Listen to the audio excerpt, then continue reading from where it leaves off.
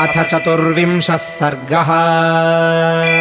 ततः सीताम् समस्तास्ता राक्षस्यो विकृताननाः परुषम् परुषानर्हामूचुस्तद्वाक्यमप्रियम्। किम् त्वमन्तःपुरे सीते सर्वभूतमनोरमे महार्हशयनोपेते न वा समनुमन्यसे। मानुषी मानुषस्यैव भार्या त्वम् बहुमन्यसे। प्रत्याहरमनोरामान्नैवम् जातु भविष्यति। त्रैलोक्यवसुभोक्तारम् रावणम् राक्षसेश्वरम् भर्तारमुपसङ्गम्य विहरस्व यथा सुखम्। मानुषी मानुषम् तम् तु राममिच्छसि शोभने। राज्याद्भ्रष्टमसिद्धार्थम् विक्लवन्तमनिन्दिते। राक्षसीनाम् वचः श्रुत्वा सीता पद्मनिभेक्षणा नेत्राभ्यामश्रुपूर्णाभ्यामिदम् वचनमब्रवीत्। यदिदम् लोकविद्विष्टमुदाहरत सङ्गताः नैतन्मनसि वाक्यम् मे किल्बिषम् प्रतितिष्ठति। न मानुषी राक्षसस्य भार्या भवितुमर्हति। कामम् खादत माम् सर्वा न करिष्यामि वो वचः। दीनो वा राज्यहीनो वा यो मे भर्ता स मे गुरुः। तम् नित्यमनुरक्तास्मि यथा सूर्यम् सुवर्चला। यथा शची महाभागा शक्रम् समुपतिष्ठति। अरुन्धती वसिष्ठम् च रोहिणी शशिनम् यथा। लोपामुद्रा यथागस्त्यम् सुकन्याच्यवनम् यथा। सावित्री सत्यवन्तम् च कपिलम् श्रीमती यथा। सौदासम्मदयन्तीव केशिनी सगरम् यथा। नैषधम् दमयन्तीव भैमीपतिमनुव्रता। तथाहमिक्ष्वाकुवरम् रामम् पतिमनुव्रता। सीताया वचनम् श्रुत्वा राक्षस्यः क्रोधमूर्च्छिताः भर्त्सयन्ति स्म परुषैर्वाक्यैरावणचोदिताः। अवलीनः स निर्वाक्यो हनुमान् छिंशपाद्रुमे। सीताम् सन्तर्जयन्तीस्ता राक्षसीरशृणोत्कपिः।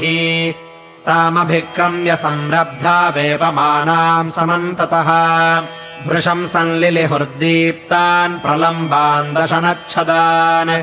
ऊचुश्च परमक्रुद्धाः प्रगृह्याशु परश्वधान्। नेयमर्हति भर्तारम् रावणम् राक्षसाधिपम्।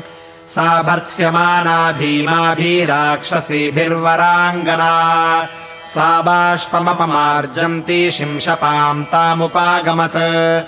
ततस्ताम् शिंशपाम् सीता राक्षसीभिः समावृता। अभिगम्य विशालाक्षी तस्थौ शोकपरिप्लुता। ताम् कृशाम् दीनवदनाम् मलिनाम्बरवासिनीम् भर्त्सयाञ्चक्रिरे भीमा राक्षस्यस्ताः समन्ततः। ततस्तु विनता नाम राक्षसी भीमदर्शना। अब्रवीत् कुपिताकारा कराला निर्नतोदरी। सीते पर्याप्तमेतावद्भर्तुः स्नेहः प्रदर्शितः। सर्वत्रातिकृतम् भद्रे व्यसनायोपकल्पते। परितुष्टास्मि भद्रन्ते मानुषस्ते कृतो विधिः। ममापि तु वचः पथ्यम् ब्रुवन्त्याः कुरु मैथिली। रावणम् भज भर्तारम् भर्तारम् सर्वरक्षसाम्। विक्रान्तमापतन्तम् च सुरेशमिव वासवम्। दक्षिणम् त्यागशीलम् च सर्वस्य प्रियवादिनम्। मानुषम् कृपणम् रामम् त्यक्त्वा रावणमाश्रय। दिव्याङ्गरागा वैदेहि दिव्याभरणभूषिता। अद्य प्रभृति लोकानाम् सर्वेषामीश्वरी भव। अग्ने स्वाहा यथा देवी शचीवेन्द्रस्य शोभने। किम् ते रामेण वैदेहि कृपणेन गतायुषा। एतदुक्तम् च मे वाक्यम् यदि त्वम् न करिष्यसि। अस्मिन्मुहूर्ते सर्वास्त्वाम् भक्षयिष्यामहे वयम्। अन्या तु विकटा नाम लम्बमानपयोधरा।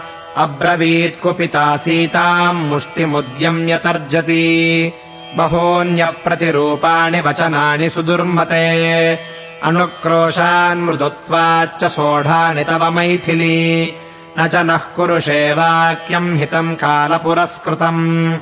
आनीतासि समुद्रस्य पारमन्यैर्दुरासदम् रावणान्तःपुरे घोरे प्रविष्टा चासि मैथिली रावणस्य गृहे रुद्धा अस्माभिस्त्वभिरक्षिता न त्वाम् शक्तः परित्रातुमपि साक्षात् पुरन्दरः कुरुष्व हितवादिन्या वचनम् मम मैथिली अलमश्रुनिपातेन त्यज शोकमनर्थकम् भज प्रीतिम् प्रहर्षम् च त्यजन्ती नित्यदैन्यता सीते राक्षसराजेन परिक्रीड यथा सुखम् जानीमहे यथा भीरुस्त्रीणाम् यौवनमध्रुवम् यावन्न ते व्यतिक्रामेत् तावत् सुखमवाप्नुहि उद्यानानि च रम्याणि पर्वतोपवनानि च सह राक्षसराजेन चरत्वम् मदिरेक्षणे स्त्रीसहस्राणि ते देवि वशे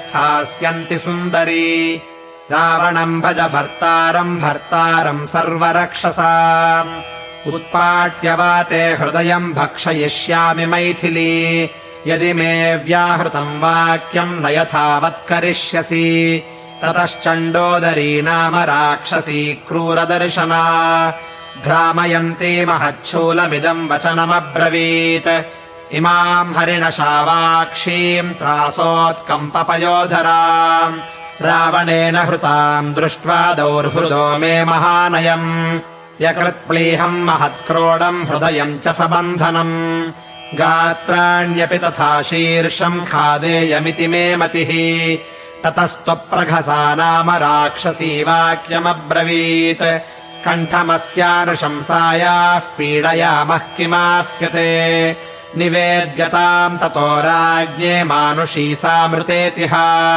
नात्र कश्चन सन्देहः खादतेति स वक्ष्यति ततस्त्वजामुखी नाम राक्षसी वाक्यमब्रवीत् विशस्येमाम् ततः सर्वान् समान् कुरुत पिण्डकान् विभजाम ततः सर्वा विवादो मे न रोचते पेयमानीयताम् क्षिप्रम् माल्यम् च विविधम् बहु ततः शूर्पणखा नाम राक्षसी वाक्यमब्रवीत् अजामुख्याय दुक्तम् वै तदेव मम रोचते सुराचानीयताम् क्षिप्रम् सर्वशोकविनाशिनी मानुषम् माम् समास्वाद्य नृत्यामोऽथ निकुम्भिलाम् एवम् निर्भर्त्स्यमाना सा सीता सुरसुतोपमा राक्षसीभिर्विरूपाभिर्धैर्यमुत्सृज्य रोदिति इत्यार्षे श्रीमद् रामायणे वाल्मीकीये आदिकाव्ये